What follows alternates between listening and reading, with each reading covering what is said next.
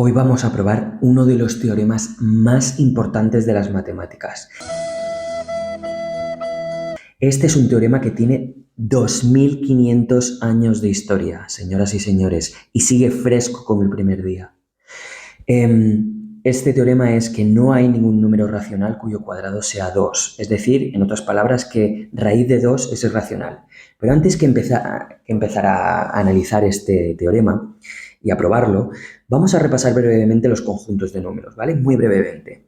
Tenemos, por un lado, los números naturales, ¿vale? Que se representan con la letra n ahí con una línea. Entonces, este conjunto de números es el 1, el 2, el 3, hasta el infinito, ¿vale? El 1.000.000, el 1.000.001, el 100 trillones, 300, etc., ¿vale? Luego están los números enteros. Los números enteros se forman cogiendo los naturales, añadiendo el cero y también añadiendo los enteros, o sea, los números negativos de los naturales. Es decir, tenemos, por un lado, pues eso, menos 3, menos 2, menos 1, añadimos el 0 y luego tenemos otra vez los naturales, ¿vale? Y hasta el infinito.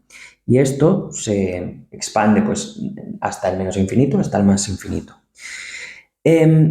Tenemos luego un tercer conjunto de números que son los números racionales. ¿Cuáles son los números racionales? Pues son todos aquellos que se forman de la siguiente manera. Tenemos un número P y un número Q, de tal manera que P y Q pertenecen a los enteros, ¿vale?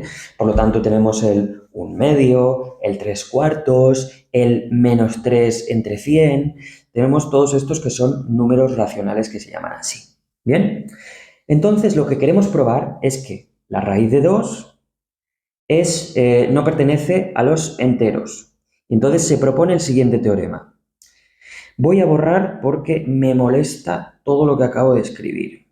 Tenemos que tener en cuenta lo que son los naturales, los enteros, los racionales, porque lo que queremos demostrar es que raíz de 2 no pertenece a los racionales y por lo tanto tampoco pertenece ni a los naturales ni a los enteros. Entonces, ¿cómo se plantea este teorema? Este teorema se plantea como que no hay ningún número racional cuyo cuadrado sea 2, es decir, que no hay ningún número del tipo Q no. Hay que empezar siempre por P, esa es la convención. P entre Q, no hay ningún número racional cuyo cuadrado sea igual a 2. Esto es lo que dice el teorema. Pero esto es lo mismo que decir que P entre Q no puede ser igual a la raíz de 2, que es un número que no sabemos cuál es raíz de 2. Ese es el número que representa. Igual que pi representa 3,14159, pues raíz de 2 también representa un número. Entonces, lo que queremos decir es que ese número no puede ser representado como un número racional, ¿vale? Esto no es así. Este igual no puede ser. Entonces, antes que empezar con la prueba, quiero deciros que la prueba de este teorema se atribuye a la escuela pitagórica del año 500 a.C. Es una pasada de teorema y tiene un montón de años. Y además, como el famoso matemático británico G.H. Hardy dijo sobre este teorema, dijo: es un teorema simple, tanto la idea como su ejecución, pero no hay ninguna duda de que es de primera categoría. Es tan fresco y relevante como cuando fue descubierto y 2500 años no le han hecho ningún daño. Perfecto, Hardy. Estamos contigo también. Entonces, vamos a empezar ya con la prueba de este teorema. Bien, para probarlo usaremos prueba por contradicción.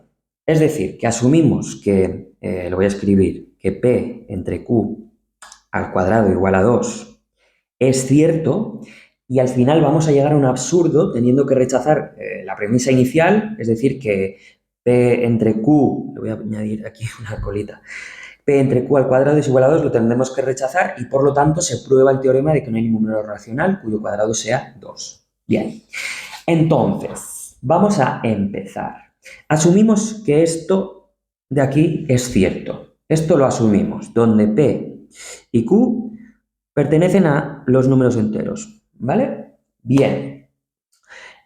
También asumimos una cosa, que P y Q no tienen factores comunes. Por ejemplo, yo qué sé, si Q fuera el número 6 y Q, lo voy a escribir, y Q fuera el número 4, asumimos que esto, pues eso, si el 6 se puede representar como 2 por 3 y el 4 se puede representar como 2 por 2, siempre se puede escribir la fracción P entre Q, que es 6 entre 4, como 2 por 3 entre 2 por 2, entonces el 2 con el 2 se va y entonces tendríamos 3 entre 2. Entonces, también vamos a asumir que tanto P como Q no tienen factores comunes. ¿Por qué? Porque si tuvieran factores comunes, siempre podemos llegar a una fracción equivalente que es irreducible, ¿vale? Por ejemplo, esta de aquí, 3 medios, ya no se puede reducir. Esa es la que es. Entonces vamos a asumir esto también. Asumimos que esto es verdad y también asumimos que ni P ni Q tienen factores comunes. Bien, entonces, esta ecuación de aquí, muchas flechas, implica que P al cuadrado entre Q al cuadrado es igual a 2, ¿no? Y por lo tanto, también implica que P al cuadrado es igual a 2 por Q al cuadrado. Vale, bien. Entonces, de aquí, de esta expresión que acabamos de obtener, se deduce que P al cuadrado es par, es decir, que es divisible por 2. ¿Lo veis, no? Porque si P al cuadrado es igual a 2 por un número, el que sea, que Q al cuadrado, como Q es un número entero, Q al cuadrado también es un número entero y por lo tanto va a ser un número par. Y estamos diciendo que P al cuadrado es un número par.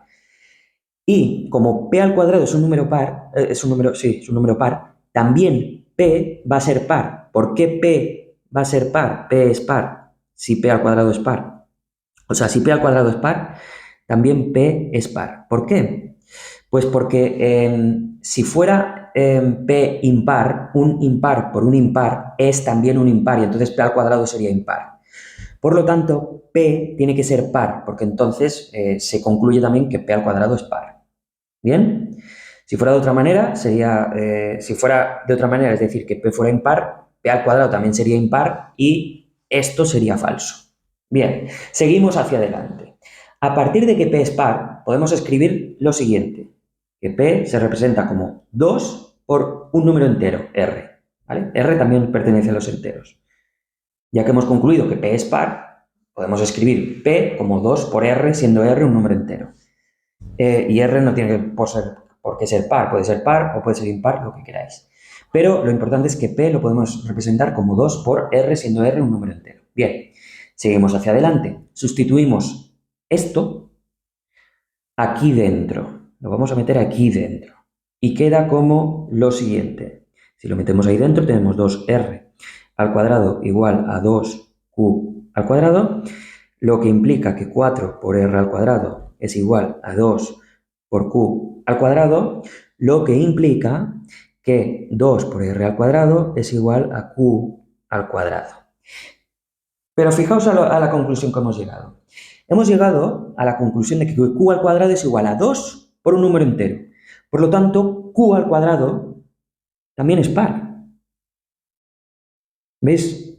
Q al cuadrado también es par. Y en consecuencia, por el razonamiento que hemos seguido para P al cuadrado antes, si es par, P es par también, pues si Q al cuadrado es par, también Q es par. Y entonces, ¿a qué conclusión hemos llegado? Hemos llegado a la conclusión de que tanto P como Q son pares. Pero es que, ¡ay, la ironía! Habíamos asumido inicialmente que no tenían factores comunes. Entonces, P y Q no pueden ser pares, porque si P y Q son pares, puede ser representado como P es 2 por R y Q es 2 por S, siendo R y S enteros, y ya tendrían un factor común que es el 2. Y habíamos asumido inicialmente que no tenían factores comunes. Y entonces, aquí, con esto, que no escribo nada, con esto hemos llegado a una contradicción lógica. Por lo tanto, hemos llegado a que P entre Q al cuadrado no puede ser igual a 2. Y en consecuencia, hemos probado el problema, señoras y señores, y lo que indica el problema es que raíz de 2 no pertenece a los racionales. Es decir, que raíz de 2 es irracional. Y para quien quiera saber un poco más, como Q, existen números que no podemos meterlos en Q, podemos extender, rellenar esos huecos que tiene Q y entonces obtendríamos un conjunto ya que serían los números reales, señoras y señores. Bueno, hemos probado el teorema, esto es muy bonito, esto tiene 2500 años de historia, esto es historia de la humanidad, historia del arte de las matemáticas. Así que nada, espero que os haya gustado mucho el vídeo, yo soy Ciencias Antiguas para Ascensor y nos vemos en los siguientes. Chao, chao, chaito, archir.